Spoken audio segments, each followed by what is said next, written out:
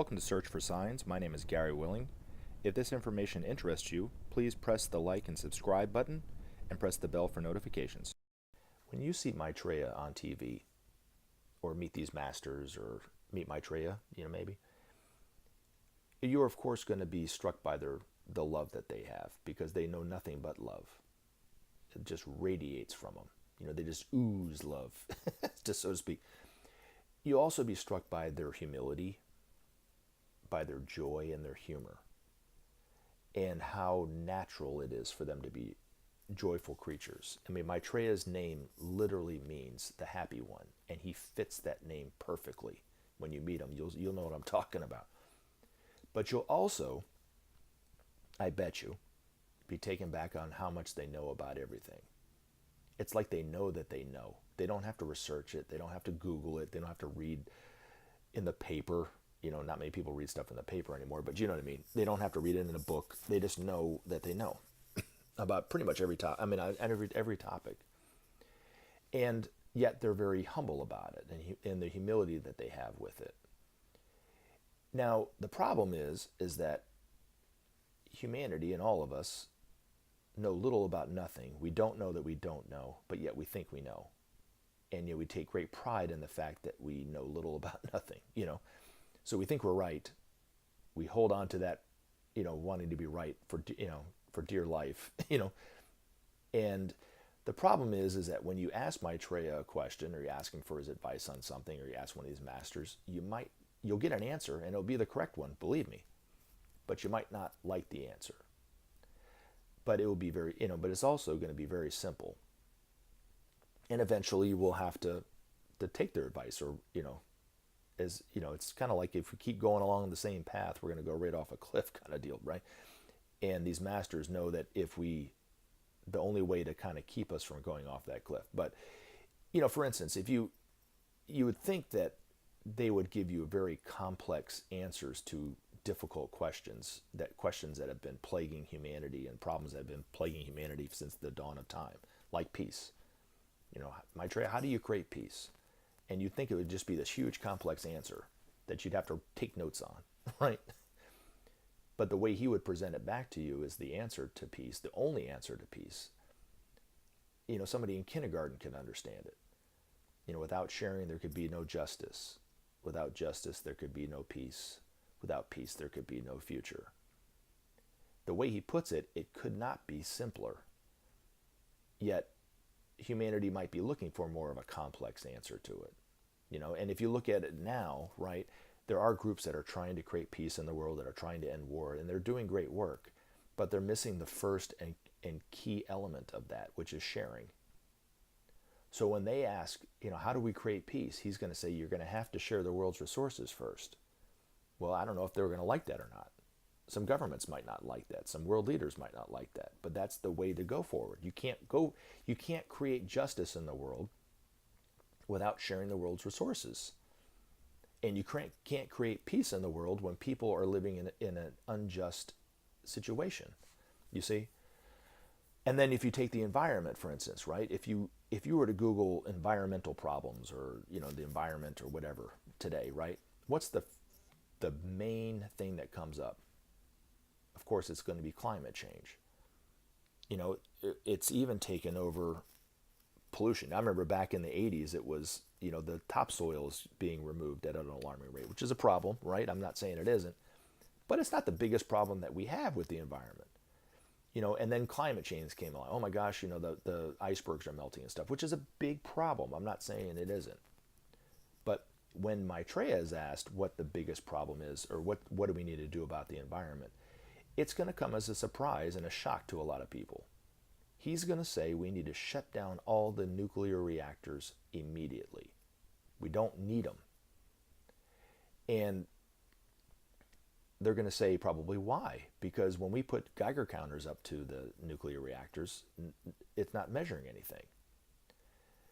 Because a Geiger counter only measures radiation up to the level of gas. So it measures it in the solid, it measures it in the liquid, and it measures it in gas, but it doesn't measure it doesn't take into account the fact that, and it can't measure that there's 4 levels of physicality above gas called the etheric. And it's not a fantasy. I mean, it was proven scientifically by Wilhelm Reich many years ago. He called it the orgon. He saw it as one plane of existence, but it's actually four planes of existence. The UFOs themselves, actually, the Space Brothers, are living in the etheric. That's why you can't see them until they want to lower their vibration down to where you can see them, you see their ship or whatever. And that's why if you went to Mars right now, you wouldn't see anything, but yet there are more people living on Mars than there are on our planet. They're on the levels of the etheric. It's not another dimension, it's just a higher level of physicality. But radiation does not go through the lead and the concrete on the solid, liquid, and physical, but in the etheric level, it goes right past all that and out into the atmosphere. And then the other problem is, and see, here's the rub about the whole thing, is our health of our bodies does not come from the solid, liquid, and physical. It comes from the etheric. And so if the etheric body that you have that's around your physical body is unwell, that's what creates the disease in your body. So these masters know that the nuclear radiation that comes from all the nuclear testing around the world, or just from all the reactors in the world, it's causing our etheric bodies to become diseased. And then it causes our immune system on our physical bodies to become diseased, which allows for cancers to come into play, heart attacks, heart disease, all sorts of stuff. Dementia and even Alzheimer's comes directly from nuclear radiation. And we have no idea how much it's damaging the environment as a whole. I'm just talking about what it's doing to us. You know what I'm saying? But there's other creatures and plants and other things out there that are being affected by the radiation too. And they have no voice, so I mean, it is what it is. I mean, we're in control of it. But these scientists that we have that think they know everything there is to know about everything, and they're probably the most arrogant about thinking that they know about it. They think they have nuclear radiation, under control. But it's literally like saying you have a tiger under control by just holding its tail. It can turn on you in a second.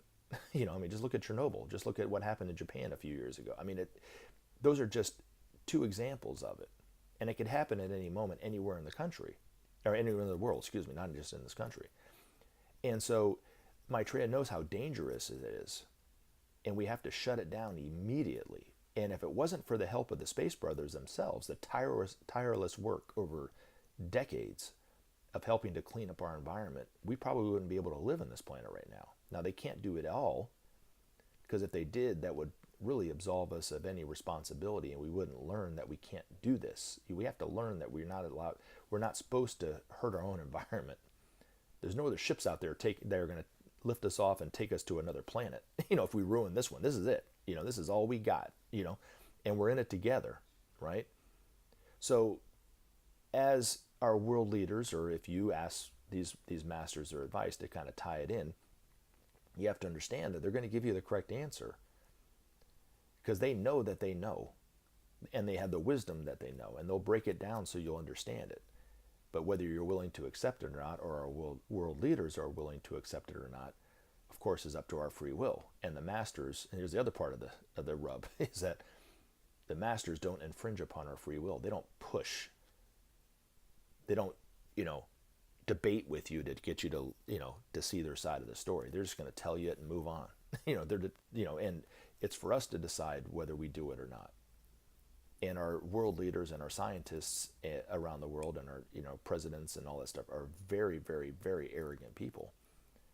But we as the whole, and see, that's where it really comes into play, is Maitreya is going to galvanize and inspire humanity.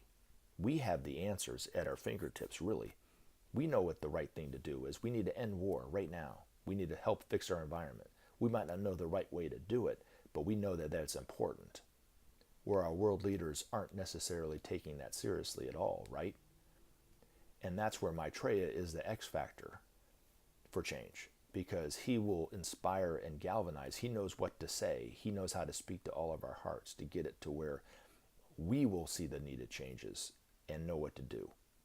And there's not a government in the world that can withstand that kind of force of the people power.